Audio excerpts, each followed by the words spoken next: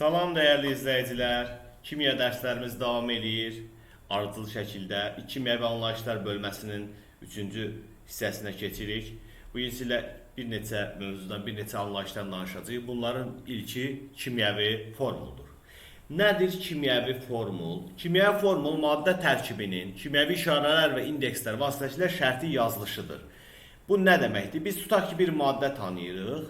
Su maddəsi. Bu su maddəsini hansı atomlardan, onların hansı nisbətdə birləşməsindən yarandığını göstərmək üçün biz kimyəvi formuldan istifadə edirik. Məsələn, suyun kimyəvi formulu nədir? H2O. Bu nə deməkdir? Suyun içərisində həm hidrogen atom var, həm oksigen atomu var. Aydındır? Deməli, bu tərif də deyir ki, formul, kimyəvi formul. Maddə tərkibinin kimyəvi işarələr. Məsələn, bu hidrogen maddəsi atomunun işarəsidir. Bu oksigen atomunun işarəsi. Və indekslər. İndekslər nədir? Bu ayağa yazılan, yəni hidrogenin ayağına yazdığım bu 2 hidrogen indeksidir. Bu da hidrogenin sayını göstərir.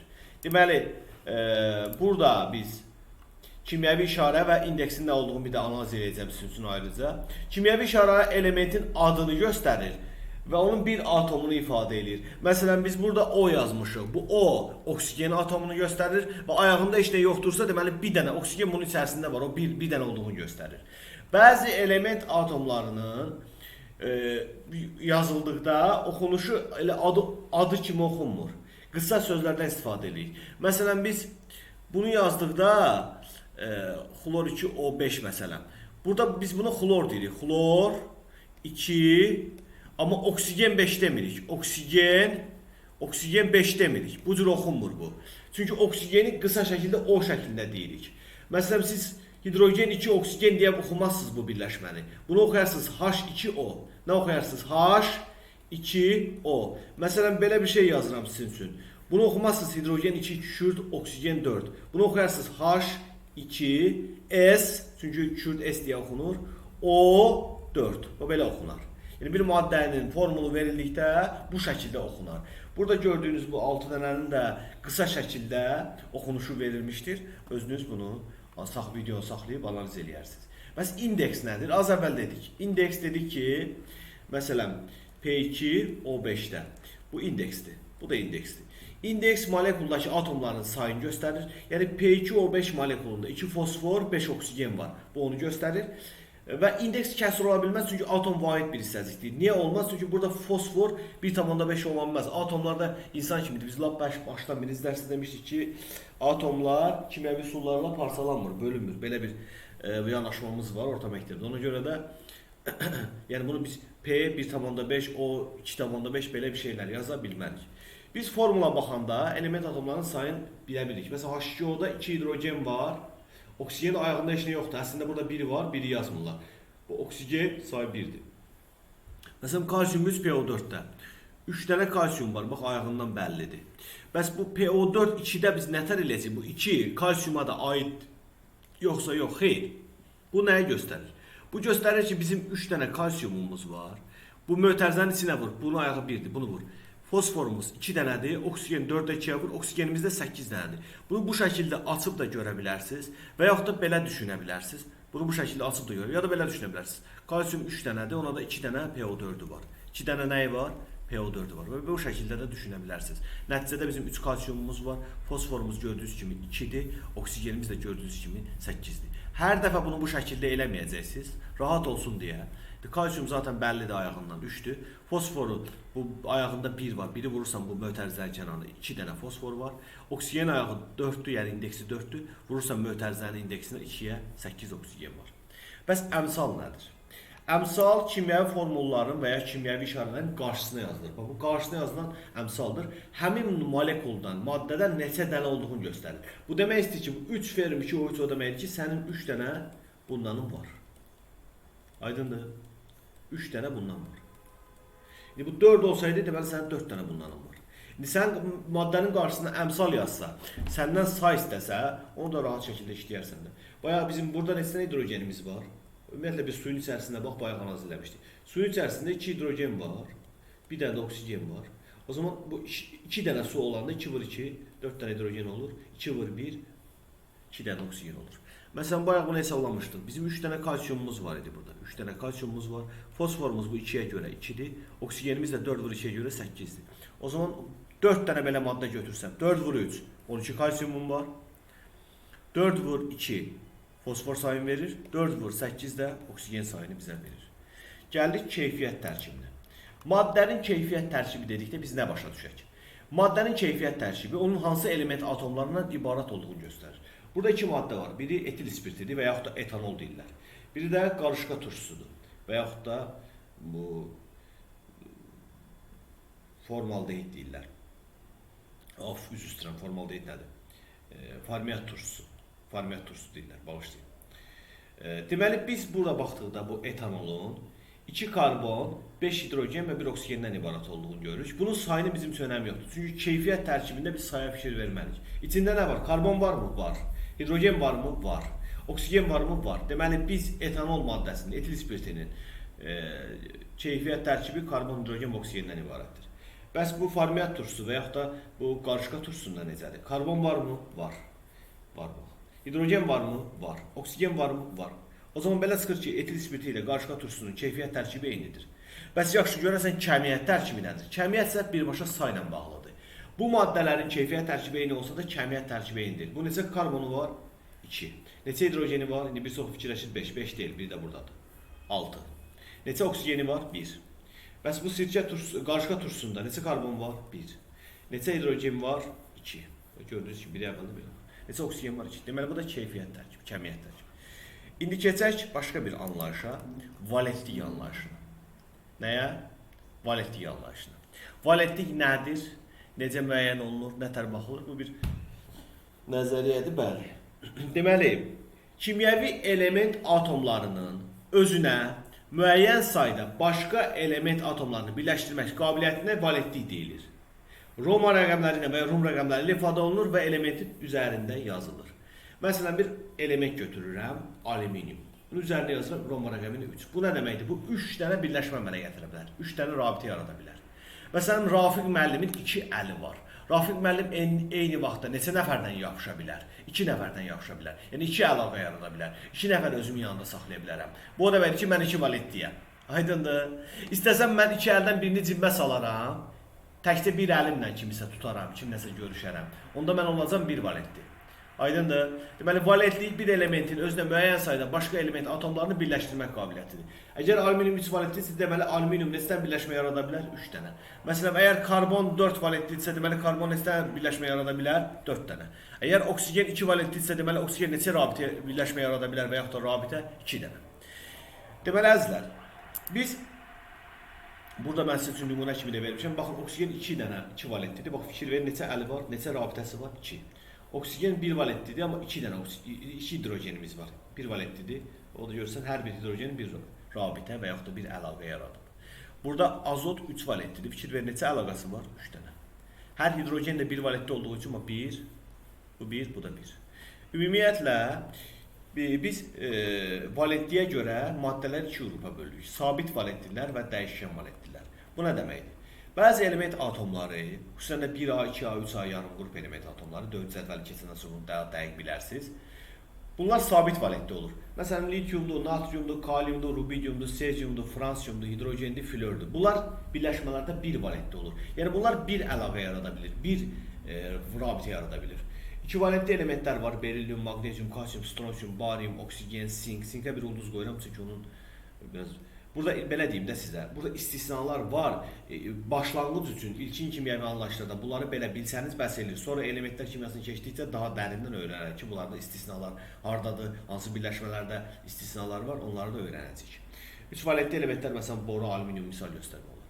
Dəyişkən valentlilərdə, məsələn, mis 1 və 2 valentli olur. Sonra dəmir 2 və 3 valentli olur. Sonra burada nəzərdən keçsiniz. Bu nə deməkdir? Yəni, dəmirin 2 və 3 valentli olmağı nə deməkdir? Bu o deməkdir ki, bu dəmir birləşmələrdə 2 valentli də ola bilər, yəni 2 əlaqə də yarada bilər, 3 əlaqə də yarada bilər. Məsələn, bir nümunədə sizə göstərmək istəyirəm.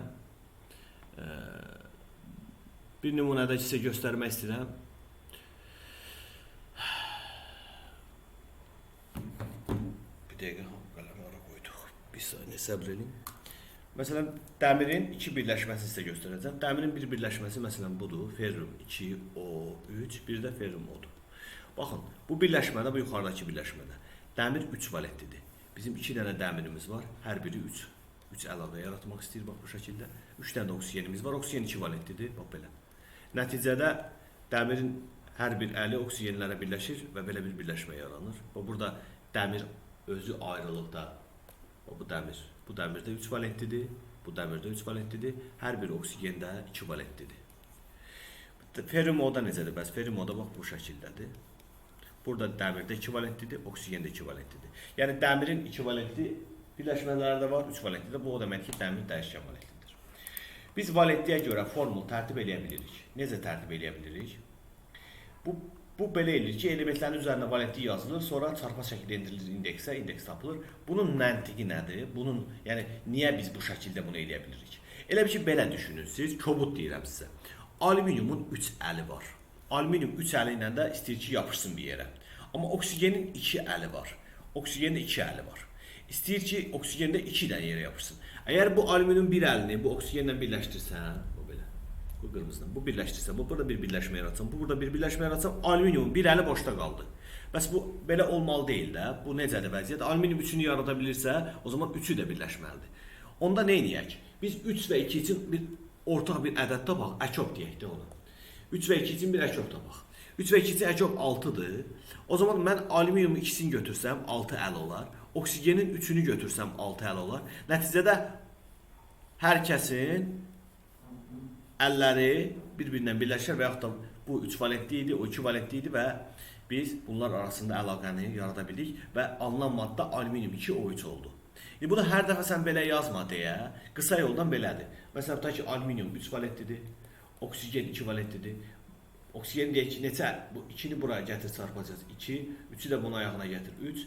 3 dənə oksigen var, hərəsi də 2 valentlidir. 3 vur 2 neçə edir? 6. 2 alüminium var, hərəsi də 3 valentlidir, bu da edir 6. O zaman bu 6 əl bunda, 6 əl bunda deyək və yaxud da 6 rabitə yaratma qabiliyyəti bunda, 6 onda, deməli formul düzəldir. Əgər element dəyişkən valentlidirsə, o zaman adından sonra valentliyi mütləq göstərmək lazımdır. Bunun niyə işimizə yarayır, onu deyəcəm sizə. Mən desən ki, fosfor oksidin formulunu yaz, mən bilməyəcəm. Çünki fosfor 3 valentli də olur. Bax, 5 valentli də olur, 3 valentli də olur. Sən mənə mütləq deməlisən ki, fosfor 5 oksidin formulunu yaz. O zaman fosforun üzərinə 5 qoyacağım, oksigen 2 valentlidir, ayağına çarpaz gələcək. Bura 2, bura 5. Amma birdən fosfor 3 oksid desəydin, o zaman fosforun üzərinə 3 yazacaqdım, oksigenin üzərinə 2 yazacaqdım, çarpaz gətirəcəyim P2O3 olacaqdı. Dəyişkən valentli elementləri adlandırarkən birləşmələrini mütləq valentliyindən istifadə edirlər. Valentlik demək lazımdır. Məsələn, bu kükürt 6 oksidi məndən istəyir. Nə istəyir? Kükürt 6 oksid. Mən, uşaqlar, kükürdün 6 oksid demək ki, kükürdün 6 əli var. Neçə əli var? 6. Oksigendə 2 əli var. O zaman neçə oksigen götürüm? 3 oksigen götürsəm iş düzəlir. Amma az əvvəl dediyim kimi eləsək, yəni valentliyi çarpaz ayağa yazsaq, bura 2 olur, bura 6 olur. Belə bir formul düzəlir. Axı, yəni bir kükürdə 3 dənə oksigen bəhs eləyirdi də, mən niyə 2 kükürd götürüm, ona 6 oksigen birləşdirim? Odur ki, belə bir qayda var. Bu, yəni, bunun çox istisnası olar, xüsusən üzüm maddələrdə. Sadəcə başlanğıc üçün belə formul düzəldə bilərsiniz. Kükürdün 6-sı bura gəldi, oksigenin 2-si bura gəldi. Bunlar ixtisar gedirmi? İxtisar gedirsə ixtisar apar. İxtisar gedirsə ixtisar apar. Ya da elə bəri başdan yuxarıda 6 ilə 2 ixtisar gedir də, bunları apar ixtisar. Burada neçə qalır balam? Burada qalır 3, əzizlər. Burada qalır 1, sonra çarpaz gətir, qutarsın, yetsin. Bura 1 gətir, bura 3 gətir. Formul düzəlmiş olacaq. Belə, davam eləyək. Bu dediklərimiz zaten burada da vermişəm. Burada da vermişəm. Bunları izah elədim deyə bir də bunların üzərindən keçmirəm. Bunu saxlayıram, siz özü də biz buna baxarsınız. Belə. Davam eləyək. Elementin birinin valentliyi məlum olduqda digərinin valentliyini də tapa bilərik biz. Bunu necə eləyə bilərik? Məsələn, mən bilirəm ki, burada yazmışam, bunu bir də sizin üçün yazım. CO2-də oksigen 2 valentlidir. Oksigen 2 valentlidirsə 2 valentlidir, 2 oksigenin var, deməli 4 dənə rabitə yaradacaq. Axı, solda da 4 dənə rabitə yaradan olmalıdır ki, bunlar bir-birinin qarşılıqda üstə düşsün bunların əlləri deyək, kobud desək. O zaman bir dənə karbonum var, o 4 valentli olmalıdır. Neçə valentli olmalıdır? 6 yazdıq. 4 valentli olmalıdır. Ya da qayda belədir. Götürsən neynə? Valentliyi bəlli olan elementin valentliğini onun indeksinə vur. Valentliyin indeksinə vur. Sonra böl digər elementin indeksinə. Məsələn, tutaq ki, sənə veriblər P2O5. Oksigenin valentliyini əzbər bilirsən. Deməli, oksigenin valentliyini vur indeksinə. Böl axtardığımın indeksinə. Edir 5. Bu oldu 5 valent. Ya da ki, bu çarpaz gəlmir. 5 qalxır yuxarı olur 5. Belə də qısa şəkildə belə də tapa bilərsən. Burada sizə iki müxtəlif anlayışdan da danışacağım valentlikdən sonra. Bu artıq yeni bir anlayışdır. Nisbi atom kütləsi. Nisbi atom kütləsi və nisbi molekul kütləsi. Bunlar nədir? Niyə nisbi sözündən istifadə olunur? Ona görə nisbi sözündən istifadə olunur ki, burada nəyəsə nisbətən biz kütlə tapırıq. Tutaq ki, deyək. Azərin kütləsi 50 kiloqramdır. Mən Azərin kütləsini vahid qəbul edirəm. Buna deyirəm 1 Azər. 1 Azər. 1 Az. 1 Az deyirəm buna. Rafiq müəllimin kütləsi atıram, amma belə deyil, indi atıram. Deyək ki, 200 kiloqramdır. 200 kiloqramdır. O zaman mən neçə Azər oluram, əzizlər? Mənim Azərə nisbətən kütləm neçə olur? Bax, Azər 50 kiloqram idi, onu 1 qəbul eləmişik. Mən 200 kiloqramam. Mən 250-dən neçə dəfə çoxdur? 4 dəfə. O zaman mən 4 Az olacam da, eləmi? Yəni, Azərə görə nisbi Azər kütləm mənim olacaq 4. Nisbi Azər kütləm 4 olan. Bir başqa biri var, məsələn, Rasim. Rasimin kütləsi 150 kiloqramdır. O neçə Azər olacaq? O isə 3 Azər olacaq. Yəni, Rasimin nisbi Azər kütləsi 3 olacaq. Bəs nisbi atom kütləsi nədir? Atom molekulları kütlələri çox kiçikdir. Hesablamalar zamanı biraz əlverişli deyil. Yəni, təsəvvür edin, 10⁻24'lər falan var yəni. Biz nə ediblər? Götürüblər karbonun həqiqi kütləsini, bölüblər 12 yerə. Bir ədəd alıblar. 1,66 vur 10⁻24 qram alıblar. Bu ədədə deyiblər 1 AKV. AKV nədir? Atom kütlə vahidi. Niyə karbon? Əvvəlcə karbondan başqa elementlər də götürmüşlər. Sonra nəsə karbon üzərində qərarlaşırlar. Karbonda bir neçə izotopu var. İzotop anlayışlarında inşallah gələcək dərslərdə deyəcəm. 12 izotopunu götürürlər. Karbon 12 izotopu. Karbon bir neçə izotopu var, 12'ni götürürlər. Elə burada bir kütlə var. O kütləri 12 yerə bölüblər. Bunu alıblar. Bu adada bir atom kütlə vahidi deyiblər. Məsələn, mənə lazımdır oksigenin nisbi atom kütləsi. A'ya nisbi atom kütləsi deməkdir. O zaman nə edirəm? Oksigenin həqiqi kütləsini bölürəm atom kütlə vahidinə. Və belə bir ədəd alıram, 16. Bu nə deməkdir? Oksigenin nisbi atom kütləsi 16'dır. Nəyə nisbətən? AKV-yə nisbətən. Bəs oksigenin həqiqi kütləsini istəsəm. Məsələn, desəm ki, buradan yazıram. M0 oksigeni mənə tap. Onda 16'nı vurmalıyam AKV-yə. Yəni 16'nı vurmalıyam 1,66 vur 10⁻24 qrama. Bu mənə verəcək oksigen atomun həqiqi kütləsini. Bu həqiqi kütlə ilə işləmək çox zülüm zillətdir. Çox kiçik ədədlərdir. Odur ki, nisbi atom kütlələrində işləyirlər. Bəli başlar sizin üçün bunların hamısını hesablayıblar. Bunu məsələ misal həllində sizə verəcəklər. Nisbi atom kütlələrini. Məsələn, tutaq ki, deyək, bir neçəsi nisbi atom kütləsini sizin üçün yazım istəyirsiniz. Məsələn, hidrogenin nisbi atom kütləsi 1'dir. Yəni, zaten hidrogenin öz kütləsini soruşsa, hidrogenin kütləsi 1 AKV-dir. 1 AKV. Yəni, elə hidrogenin bir molekulun kütləsi təqribən bu ədədə bərabərdir. Tam yox, təqribən bu ədədə bərabərdir. Aydındır. Bu ədəd də çox kiçikdir. Əgər bunu istəsəz yazmaq, məsələn 0,0000 çoxlu sıfırlar olur, sonra 166. Yəni burada 21 dənə sıfır olur. Çox kiçik ədəddir. Qram, söhbət qramdan gedir. Kiloqrama çevirəndə -10⁻27 olur. Nisbi molekul kütləsi də bu şəkildədir. Molekulun kütləsini bölürlər atom kütlə vahidinə, nisbi molekul kütləsi tapırlar. Və bunlara ehtiyac yoxdur, çünki bizə nisbi atom kütlələri verir və nisbi molekul kütləsi bizdən istəyir. Məsələn, burada hidrogenin, oksigenin, kükürdün və alüminiumun nisbi atom kütlələri verilib. Bizdən oksigen molekulunun, H2S molekulunun, H2SO4 molekulunun və alüminium 2SO4 3 molekulunun nisbi molekul kütləsi istəyir. Deyir ki, sən əgər oksigenin nisbi molekul kütləsi tapmaq istəyirsən, bunun içində 2 oksigen var. 2'ni vur oksigenin ayrına. Oksigenin ayrı neçədir? 16. 2 vur 16, 32. Sən tutaq ki, H2S'in kütləsini istəyirsən tapmaq, nisbi molekul kütləsini. O zaman bunun içində 2 hidrogen var. 2 dənə hidrogenin ayrını götür. Üstə gəl, bir dənə kükürt var, bir dənə kükürdün ayrı. Hidrogenin ayrı 1'dir, bura 1 olacaq, bu da 32 olacaq. 1'i 2'yə vur, 32 gəl 34. Aydındır. Məsələn, alüminium 2SO4 üçün lazımdır sənə. Burada 2 alüminium var. 2'ni vuracam, bu da uzun uzadı yazılır, qısa eləyirəm. Alüminiumun ayrı neçədir balam? 27. 2 vur 27. Üstə gəl. Kükürt var, özdə 3 dənədir. 3 vur, kükürdün ayrı neçədir? 32. 3 vur 32. Üstə gəl. Oksigenin var özə 12 dənə. 4 vur 3, 12 dənə. 12 vur, oksigenin ayrı Yəni 16. Bunu da hesablayanda 342 alırlar burada. Yəqin ki, düz olur. Tam aydın oldu mu? Nisbi molekul kütləsi necə hesablanır? İnanıram ki, aydın oldu. Deməli, biz kimyəvi formullar üzrə hesablamalarda inşallah növbəti dərsimizdə sizinlə öyrənəcəyik. Bugünlük bura qədər. Sağ olun, salamat qalın, izləmədə qalın. Kanalı bəyənib, paylaşmağı unutmayın. Daha çox insan faydalansın, daha çox insana çataq. Fikirlərinizi görmək, bilmək yaxşı olardı.